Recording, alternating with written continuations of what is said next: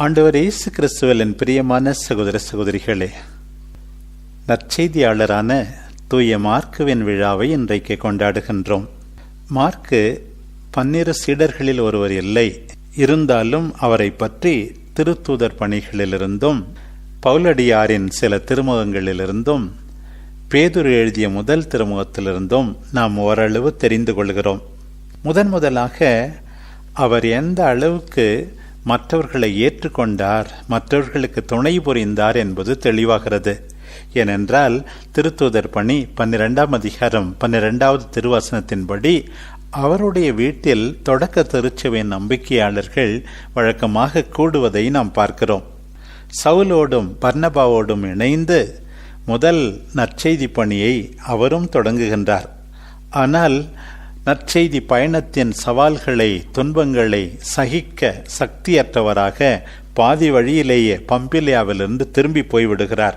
இதை முன்னிட்டுத்தான் 2வது நற்செய்தி பயணத்தின் போது பர்னபாவுக்கும் பவுலுக்கும் இடையே வாக்குவாதம். ஒரு பக்கம் பவுல் மீண்டுமாக நாம் மார்க்கை சேர்த்து கொள்ளக்கூடாது என்று வாதிடுகிறார். ஏனென்றால் சென்ற முறை நம்மை பாதி வழியிலேயே விட்டுவிட்டு போய்விட்டாரே என்பதற்காக. இன்னொரு பக்கம் தன்னுடைய ஒன்றுவிட்ட சகோதரனை விட்டுவிடக் கூடாது என்பதற்காக அவரை இணைத்து கொண்டு சைப்ரஸுக்கு பயணமாகிறார். பவுலோ சீலாவை கூட்டிக் கொண்டு சிரியா, சிலிச்சியா பகுதிகளுக்கு பயணமாகிறார். இப்படி பவுலடியார் ஒரு விதத்தில் மார்க்கு மீது நம்பிக்கை இழந்திருந்தாலும் பின்னாட்களில் மீண்டுமாக மார்க்கை தம்மோடு இணைத்துக் கொள்கிறார். தீமோத்தேயுக்கு எழுதிய 2வது திருமுகம் 4ஆம் அதிகாரத்திலே வாசிக்கிறோம், மார்க்கை என்னிடம் கூட்டி வா என்று அவர் தீமோத்தேயுவிடம் கேட்பதாக.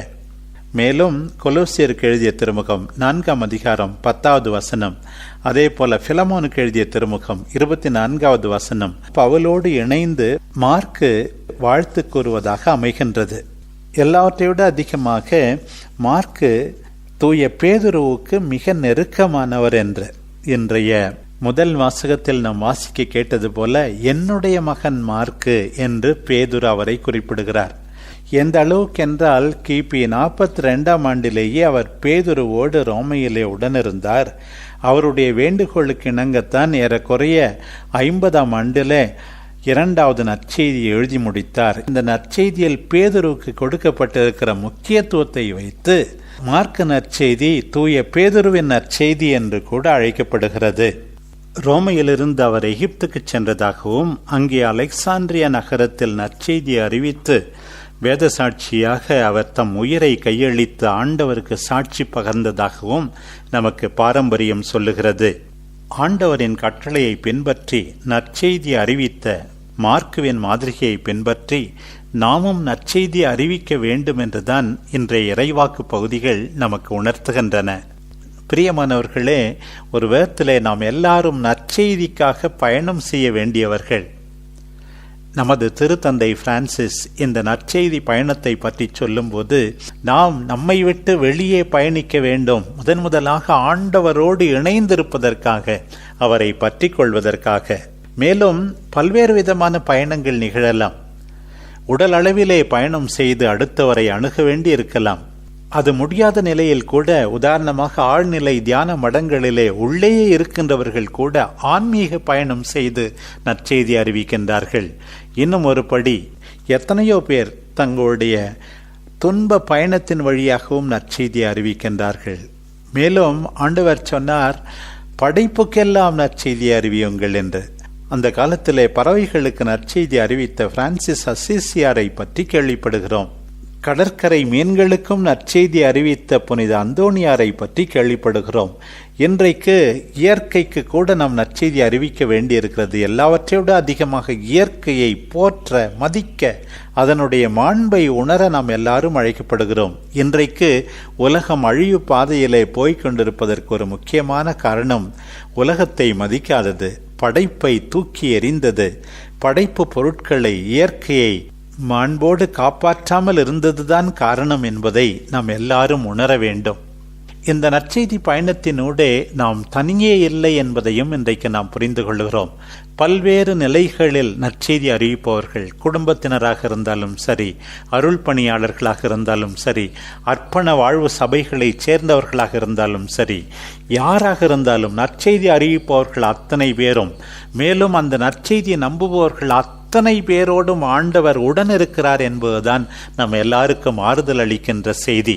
என் பெயரால் அவர்கள் அருஞ்செயல்கள் பல செய்வார்கள், பேய்களை ஓட்டுவார்கள், பாம்புகளை கையால் பிடிப்பார்கள், கொல்லும் நஞ்சை அவர்கள் குடித்தாலும் கூட அவர்களுக்கு தீங்கிழைக்காது, முக்கியமாக எல்லாருக்கும் நலம் அளிப்பார்கள். நற்செய்தி அறிவிப்பவர்களும் நற்செய்தியை நம்புபவர்களும் மற்றவர்களுக்கு முக்கியமாக நலம் அளிக்க அழைக்கப்படுகிறார்கள்.